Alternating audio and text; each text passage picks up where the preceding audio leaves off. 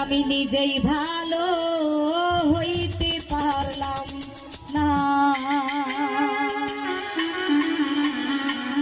তাই বলছে এই দুনিয়ার সবাই ভালো, কারে বলবো ভালো না, আমি নিজেই ভালো হইতে পারলাম না।